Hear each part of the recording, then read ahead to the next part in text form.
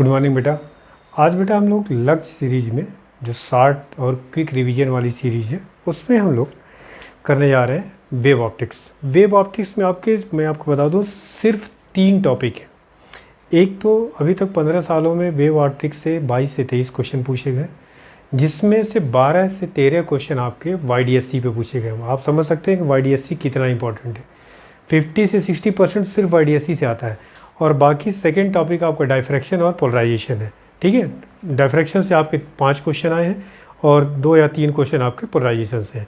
तो सबसे पहले क्या क्या चीज़ आपको YDSC में याद होना चाहिए वो देखते हैं।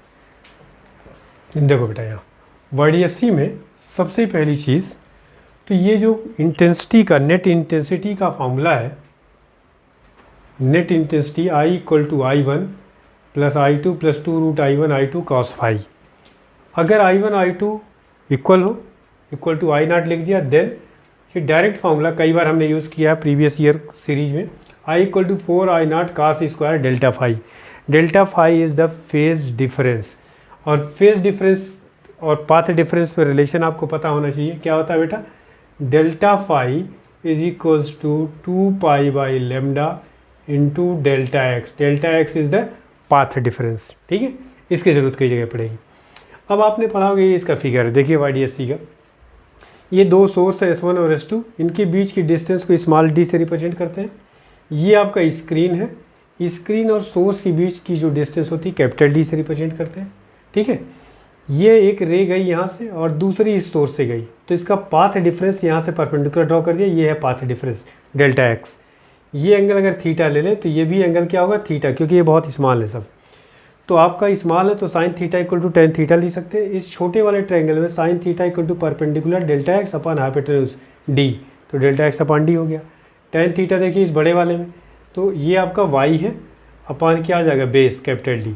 तो यहाँ से पाथ डिफरेंस का फॉर्मूला होगा delta x = dy upon capital D। ये ध्यान रखिएगा, और इस फिगर को बिल्कुल आपको रटा हुआ होना चाहिए, ये ध्यान रखिए। अब यहाँ पे इस पॉइंट पर मैक्सिमा कब बनेगा? जब आपका ये देखिए मैक्सिमम इंटेंसिटी कब होगी? जब cos फाई की वैल्यू क्या हो जाए? 1 हो जाए। तो cos फाई 1 तभी होगा जब आपका डेल्टा फाई या फाई की वैल्यूज 2n हो जाए, तो उसी समय मैक्सिमा बनेगा। तो ये कंडीशन याद होनी चाहिए, हालांकि इसमें सवाल नहीं पूछे गए। डेल्टा फाई = 2n पाई, पाथ डिफरेंस कितना हो जाएगा? n λ, क्योंकि आपने अभी आपको बताया ये से रिलेशन में रख देंगे आप 2π/λ, यहाँ पाथ डिफरेंस। तो यहाँ पे डेल्टा फाई को जैसे आप 2n रखेंगे कैंसिल होकर डेल्टा एक्स आ जाएगा। तो आपको ये याद होना चाहिए डेल्टा एक्स = n λ। n = 0 से स्टार्ट होगा, n = 0 जब पुट करेंगे तो सेंट्रल मैक्सिमा मिलेगा, और n = 1 जब पुट करेंगे तो first maxima, n = 2 second maxima, n = 3 third maxima. और मैक्सिमम इंटेंसिटी का फॉर्मूला क्या होता है? √I1 + I2 whole square. कई जगह यूज़ किया, कई सवाल पूछे गए।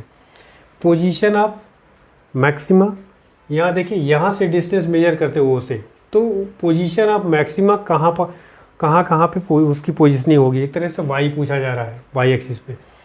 तो yn = होता है n λ capital D upon small d।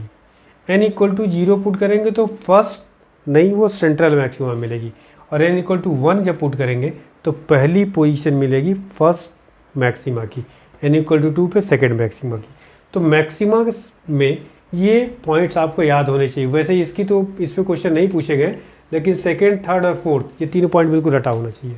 ठीक है, similar point for minima.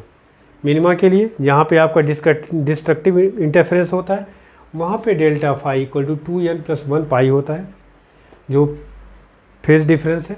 Path difference n + ½ λ होगा।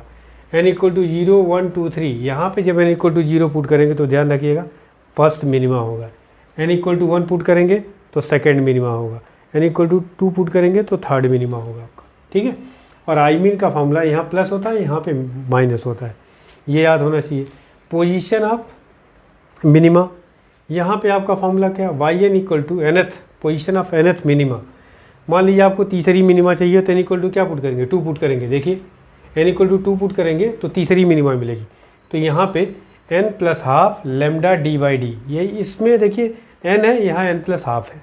ठीक है, दूसरी चीज़ जो बहुत पूछी जाती है फ्रिंज ब्रेथ का फॉर्मूला, β = λ d/d, और दूसरा angular fringe breadth theta equal to lambda by D.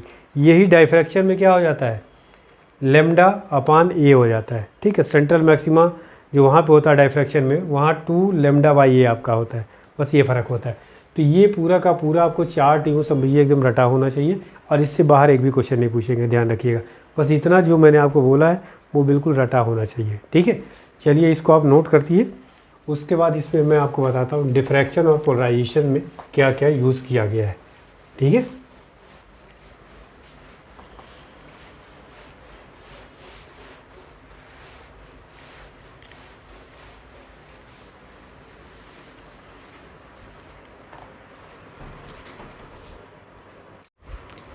देखिए बेटा, जो नेक्स्ट टॉपिक है आपका, मैंने बताया डिफ्रैक्शन और पोलराइजेशन। डायफ्रैक्शन में सिर्फ ये 4 फॉर्मूले हैं जिनका यूज़ किया गया, जिस पे सवाल आपके पूछे गए, और उसमें भी ये 4th वाला angular breadth of central maxima सबसे ज़्यादा पूछा गया है। फॉर nth मिनिमा फॉर्मूला क्या है, a sine theta equal to n lambda. अगर पहला मिनिमा होगा तो एन की वैल्यू 1 हो जाएगी, a sine theta equal to lambda, चूँकि इस पर सवाल पूछा गया है। Position of nth minima equal to n lambda d by a. याद करिए इंटरफेरेंस YDSC में यह मैक्सिमा की कंडीशन हुआ करती थी, एन लेमडा डी बाई, यहाँ स्मॉल डी होता था। ये आपका ए है, ए क्या है, होल की आपकी ब्रेथ है, जो स्लिट है उसकी ब्रेथ है आपका। ठीक है, वेर एन इक्वल टू 1 2 3, यहाँ 0 से स्टार्ट नहीं है, एन इक्वल टू 1 पुट करेंगे तो position of first minima, n equal to 2 position of second minima. Linear breadth of central maxima. Central maxima आपको पता होगा कि इसका ग्राफ कुछ ऐसा होता है बेटा, ये फिर ऐसे घटता है और ये रिड्यूस हो जाता है। ये सेंट्रल मैक्सिमा का जो ब्रेथ है ये है आपका linear breadth of central maxima 2 lambda d by a. याद करिए क्या चीज़ था, लेमडा डी अपान ए। अगर YDSC में बात करें तो लेमडा डी बाई डी होता था फ्री ब्रेथ, बस वहाँ ए डी के जगह पे, स्मॉल डी के जगह पे ए आया है। Angular breadth of central maxima 2 lambda by a. ये सिर्फ 4 फॉर्मूले डायफ्रैक्शन में है। ठीक है, और इन्हीं 4 पे सवाल पूछे गए सारे के सारे। पोलराइजेशन में 2 फॉर्मूले, एक है आपका Brewster law, mu equal to tan IP, IP is the angle of polarisation, and दूसरा है Malus law, I2 equal to I1 cos square theta. इस पर एक सवाल पूछा गया था अभी आपको, जो फर्स्ट पोलराइड्स है उससे जब रे पास करती है तो उसकी इंटेंसिटी हाफ हो जाती है। फिर वहाँ पे थीटा क्या है, दोनों के जो प्लेन है आपका एनालाइजर और पोलराइजर आप कर सकते हैं, या 2 आपके पोलराइड्स हैं उसके बीच की एंगल है। तो ये आपका 2 आपका पोलराइजेशन पे 2 फॉर्मूले। उसके बाद आपका resolving power of microscope and telescope. मैंने आपको बताया था कि रे ऑप्टिक्स पे 2 क्वेश्चन पूछे गए। रे ऑप्टिक्स में मैंने आपको उस समय नहीं बताया था, हमने कहा था वेब में ही इसको बताऊँगा। ठीक है, तो माइक्रोस्कोप की रिजॉल्विंग पावर का फॉर्मूला होता है RP means resolving power equal to 2 mu sine theta upon 1.22 lambda, या रिजॉल्विंग पावर, बाकी तो सब कांस्टेंट है, resolving power is directly proportional to 1 by lambda. बात समझ में आ गई। ये है resolving limit RL, resolving limit is directly proportional to 1 upon RP, मतलब रिजॉल्विंग पावर ज़्यादा तो रिजॉल्विंग लिमिट कम।